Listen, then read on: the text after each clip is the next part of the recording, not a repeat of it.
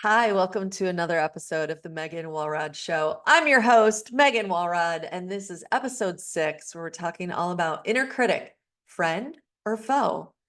And I got to tell you, this has been one of the most important conversations that I've been having with women business owners, women homemakers, women career women, women across the board at all ages over the last 15 years. Because you may be more familiar with me as a marketing coach, as a business coach for the first, 10 years of my business. And I've now been in business with my own company, Live Your Yes, for 11 years. I supported entrepreneurs, women entrepreneurs, in growing their businesses online. And whether they were just starting off, whether they were looking to scale, whether they were looking to have their first launch, whether they were looking to have a 5, 6, 7-figure launch, repeatable launch, whatever it was, there was one main ingredient that ran through all of them that was imperative that we look at, that determined their success, however they were defining success. And that was and continues to be the way they relate to their inner critic. So that's why, although my work has evolved over the last 15 years, 10 years in my own business, and now 11 years over the last year, it's evolved to really dive even deeper into this conversation about our inner critic, our self-talk. What are those stories we're telling ourselves about ourselves and what we can and cannot do? Because that is everything. First of all, you're the one with yourself the majority of the time. So that conversation that's going on is primary, and it's going to ripple out into every relationship, every interaction that you have. How could a woman be successful in her business, for example, if she's constantly telling herself she doesn't have what it takes to be successful, or if she's constantly doubting herself or putting herself in the support role, or telling herself she's too much or not enough? So what does she end up doing? Overgiving, undercharging, or constantly getting caught up in that trap of imposter syndrome. I know firsthand, because all those voices of those inner critics stopped me for so long for going for what I wanted to create my life to be. So for many years, I was in the support role. That's what was familiar. For many years, I had this vision of starting my own business, but all the inner critics were like the symphony in my mind. And I didn't yet have the skills and the consciousness and the mastery that I have now, because then I was buying into the story as true and real. I doubted my ability to do it. I didn't believe in my ability to run my own business successfully. I felt like an imposter. I was so comfortable in the support role that to move out of it felt threatening. And so the inner critic, so tune in for yourself. And over the last year, I've extended beyond working as marketing coach, copywriter, all of that, to include more of this work with my clients, to really be in this exploration of what is that story you're telling yourself? What inner critics are wreaking havoc? Because I've identified 4 inner critics. And when they're at the mic, when they're in charge, your energy plummets. You're not being the invitation. You're not being that radiant, magnetic, confident leader that you're capable of being. And so this, to me, is beyond the results of business success and 5, 6, or 7-figure launch. For me, it's been an evolution of, I am so committed personally to having my freedom, to having a new transformed relationship with the inner critics, to have that whole different relationship, to shift out of that negative narrator, as I call the inner critics, because the brain is wired to be in this negative thinking. And I'll talk more about where the inner critics come from in just a moment, that determine that negativity, and to really cultivate that inner leader that audacious author that allows me to have the freedom and the full embodiment of my power, of my wisdom, of all of me, to be free of that conditioning, to be creating and living my life as the leader that I am, to be living on purpose, to be living so fully self-expressed that I know I am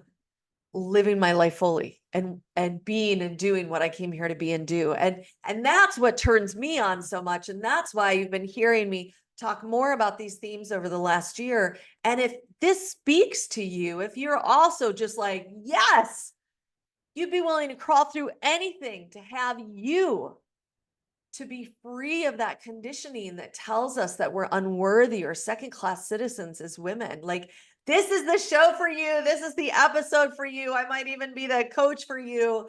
And it all starts by asking ourselves the question of inner critic, friend or foe.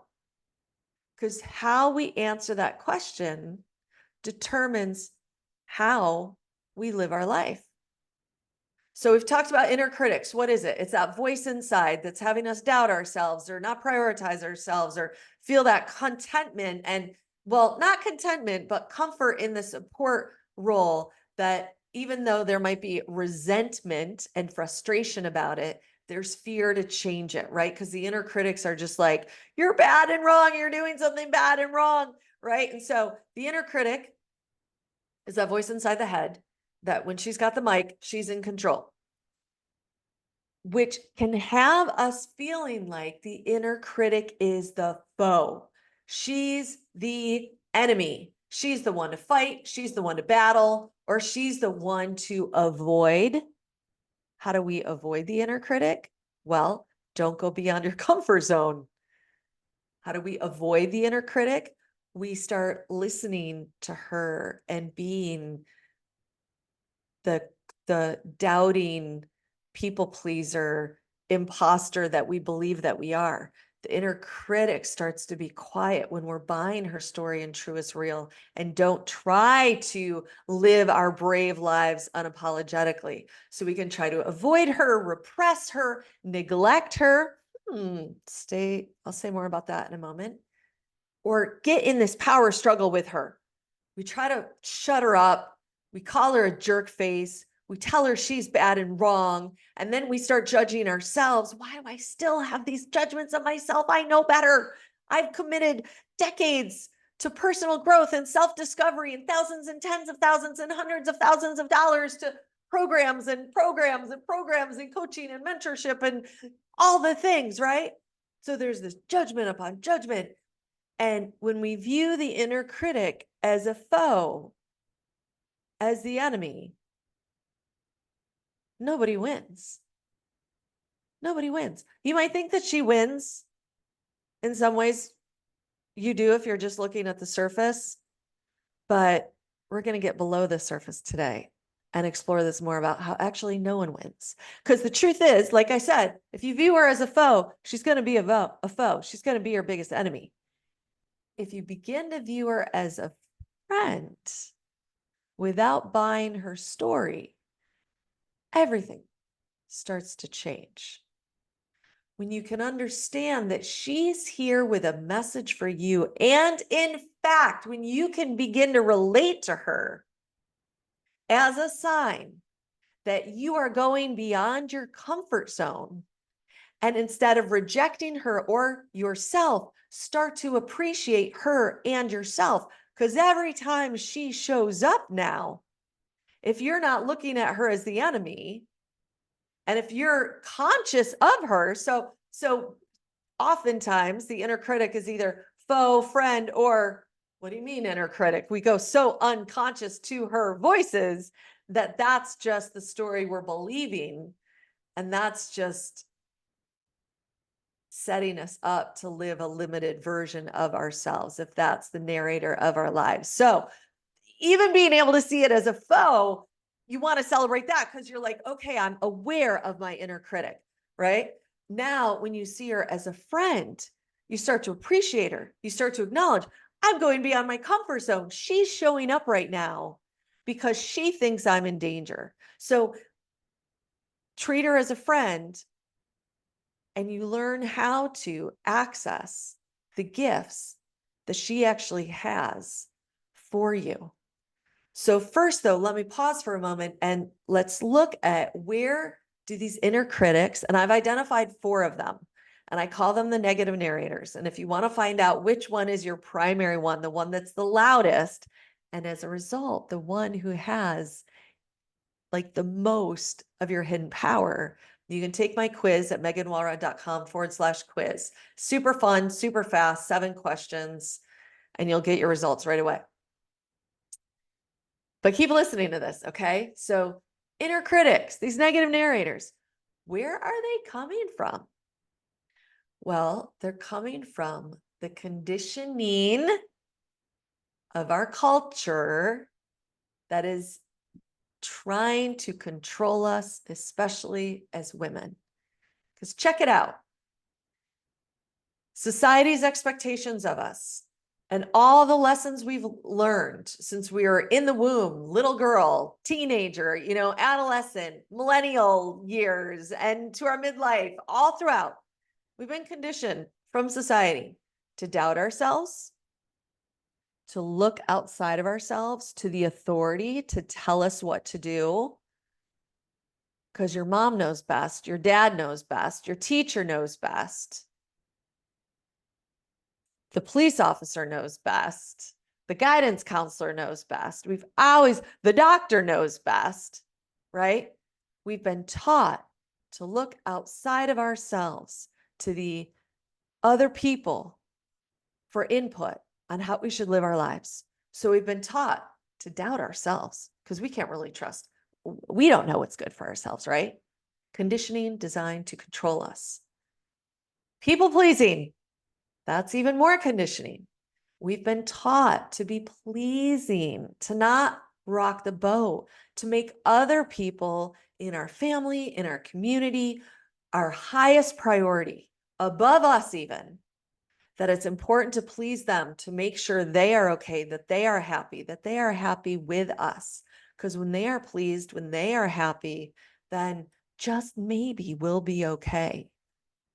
I grew up in a household where I ate codependent patterns and people pleasing for breakfast. And I thought it was my job to make my mom, who struggled with depression, happy. And my dad, who struggled with a lot of anger and other things, to be engaged and to be happy and to be calm and not to be angry. So if I was pleasing, he wouldn't get pissed off and leave. If I was pleasing, maybe my mom would be happy. So I became that people pleaser and that codependent pattern. And I repeated that throughout my relationships until the wake up calls of like, oh my God, I've been repeating this pattern. That's for another episode. But for right now, so the doubting ourselves, the people pleasing, the never feeling like we're enough or we're too much. So that self-worth and the ways we value ourselves, like that's been in jeopardy for a long time. Because again, we're taught we're either too much, not enough. We overcharge, we undercharge, we overwork, all those things. And then there's also the inner critic who has, like I said, I've identified 4 of them. And so I'm speaking to all the conditioning that we've received. There's also that imposter syndrome. Who do I think I am? She's got it so much more together. Why would they work with me when they could work with them or him or her? All of those voices, you may recognize all of them. These are the inner critics, and they're all rooted in the conditioning of a culture, of a society that wants to control us.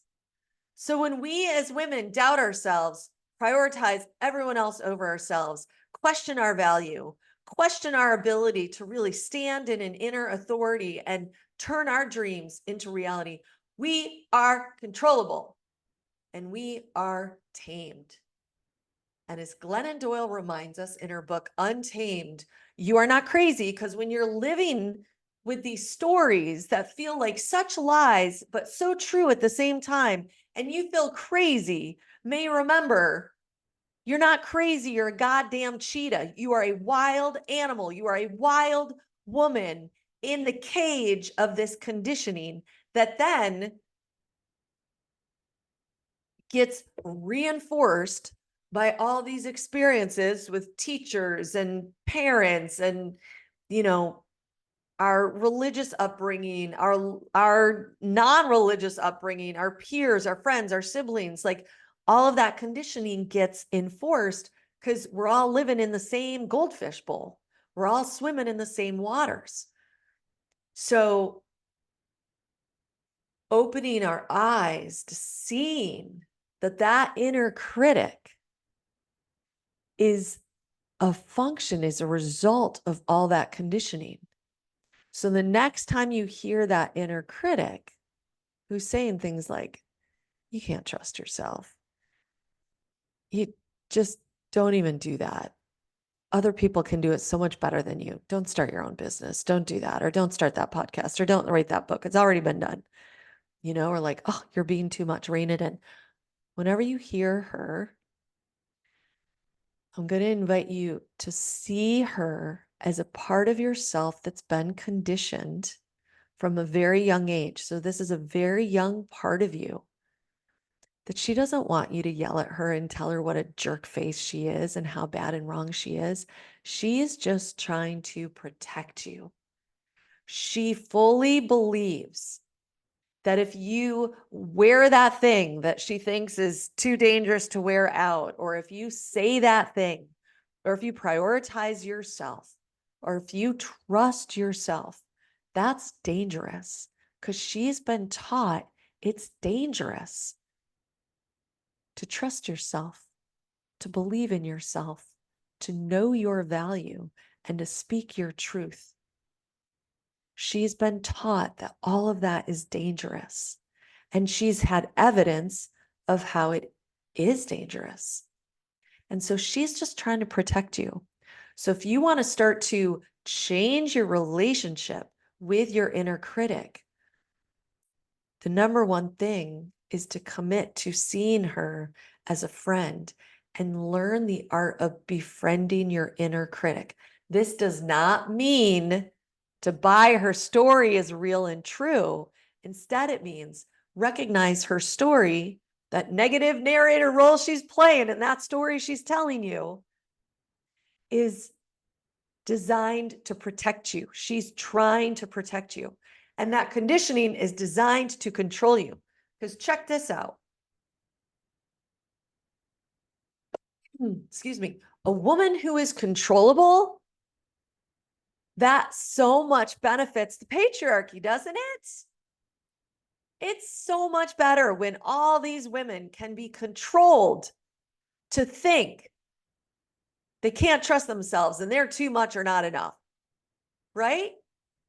Versus a whole amazing ocean of women who trust themselves instead of doubt themselves, who prioritize pleasing themselves and prioritize themselves instead of prioritizing everyone else above themselves. A woman who knows her worth and her value, and that it's not even up for question.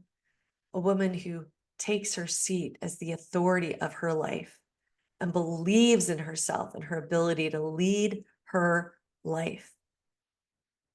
That woman is powerful beyond measure. That woman is uncontrollable. And that woman is dangerous to the status quo. So this is a major shift. You are not in danger. You are the danger. So when you can respond to your inner critic with, hey, girl, I see you. And I know you're just a part of me trying to protect me. And I'm here to let you know I've got this. The adult, wise, wild, untamed me, I've got this. I've got you. And when you can start to bring that inner critic who feels really afraid and right into the fold, into this bigger, wiser, powerful, adult, mature, conscious you, you're going to begin to access all the power, all the energy, all the gifts that she has for you. Yet this is a first step. This is a major first step to begin to take of recognizing who the inner critic is. And instead of engaging in a power struggle with her, you start to bring her in and you start to let her know, I got you. I got you. I got you.